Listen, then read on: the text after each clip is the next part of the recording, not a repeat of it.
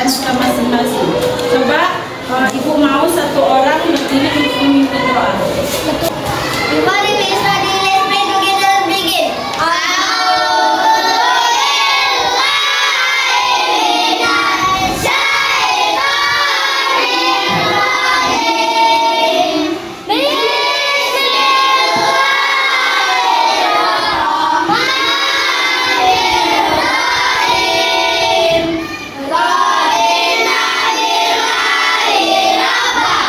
Tujuan kita berdoa itu untuk apa? Untuk mengucapkan rasa syukur kita kepada Allah Subhanahu wa Ta'ala. Nah, baik anak ibu, sekarang lihat semangat. Mari kita menyanyikan dulu lagu Indonesia Raya agar kita itu nampak cinta kepada tanah air kita. Bisa mulai. Tahu kan lagu Indonesia Raya? Tahu. Coba 1, 2, 3.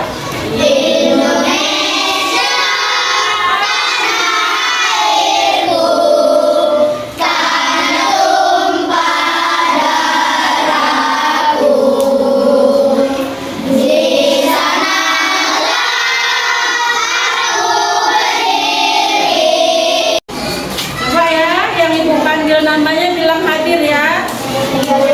Alfi Syahputra Siregar, Audian Rahma, Nila Sapira. Nah, bencinya anak ibu udah rapi belum? Udah siap nggak mengikuti pelajaran hari ini? Coba kamu semangat.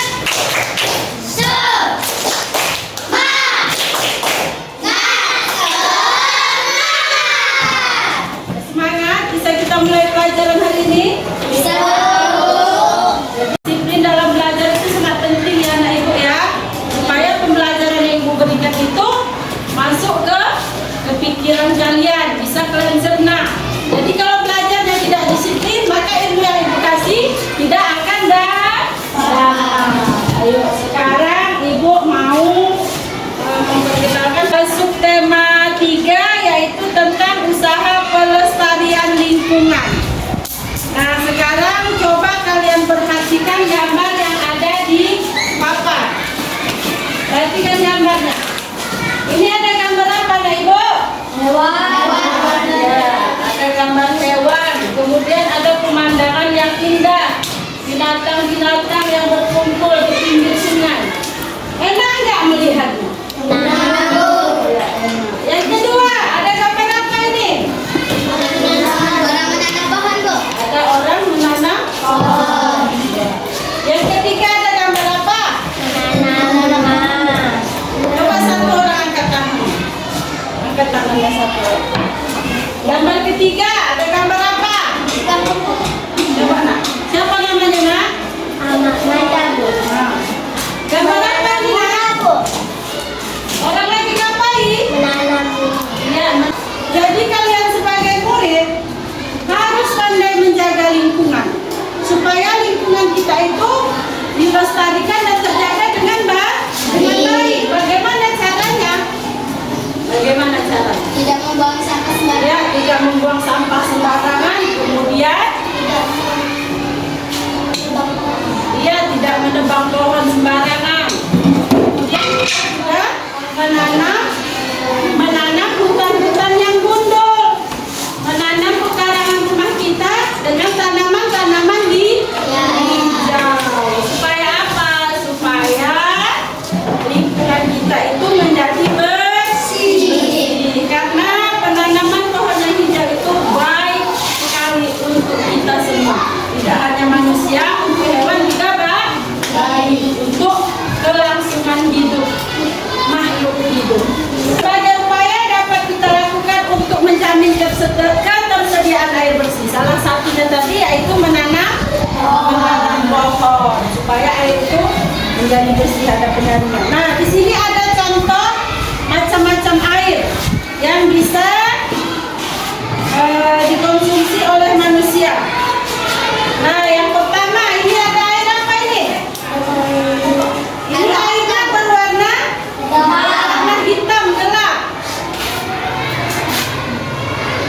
Kemudian ini ada air bersih tapi mengandung Sampah. sampah. Bisa dikonsumsi nih. Kemudian yang ketiga, ini ada air keruh, warnanya jelek. Ini tidak bisa dikonsumsi oleh manusia. Nah, ini yang keempat ada air bersih.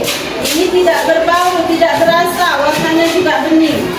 Ini adalah air yang bisa dipergunakan atau dikonsumsi oleh manusia. Nah, jadi anak ibu, syarat air bersih itu ada berapa macam? Ada empat. Yang pertama airnya itu harus tidak berwarna atau jernih. Yang kedua, tidak berasa. Yang keempat, tidak apa? Tidak keruh. Mau kalian itu mengerjakan soal LKPD. Kalian kerjakan. Kalian amati gambar yang ada di meja ini, Ibu.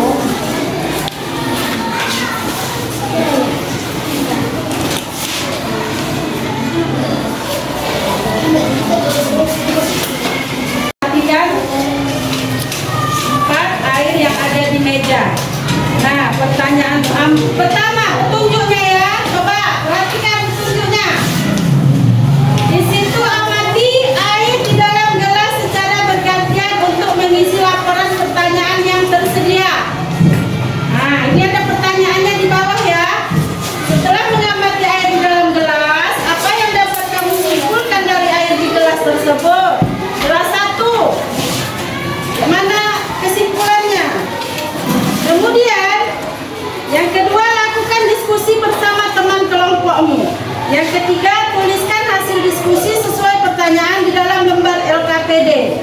Yang keempat, setelah selesai, setiap perwakilan kelompok akan mempresentasikan hasil diskusinya. Nanti kalau sudah kalian jawab hasil diskusi kalian tadi, kalian bacakan di depan. Bisa? Bisa. Nah, sekarang coba kerjakan.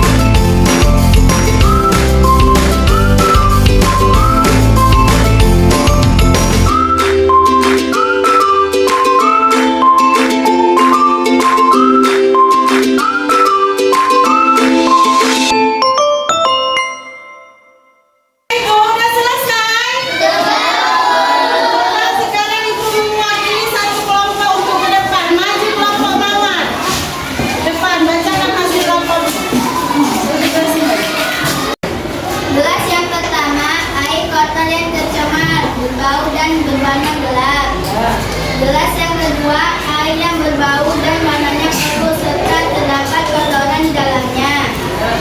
Gelas yang ketiga, air yang tercampur sampah meskipun warnanya bening. Gelas yang keempat, air bersih, bening dan tidak berbau. Ada air pada gelas 4, layak konsumsi karena bening, tidak berbau dan tidak berasa.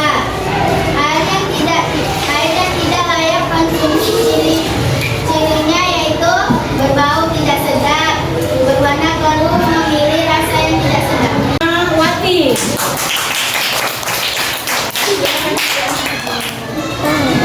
Kita akan membaca cerita bercerita tentang air dan garam. Perhatikan tulisan yang ada di papan. Coba Wati baca dulu. Di sini ada juga. Ada yang Mengendarai sepeda sambil mengarungkan dirinya yang cukup berjalan kaki. Sesampainya di rumah, dia pun mengeluh hal ini kepada ibunya. Ibu, aku capek setiap hari harus berjalan kaki ke sekolah. Anak itu pun meminumnya dan mengeluh, rasanya sangat asin, Bu. Kemudian menyuruh anak itu untuk mencicipi air yang ada di dalam panci. Rasanya asin, Bu, tapi tidak seasin air yang di gelas tadi.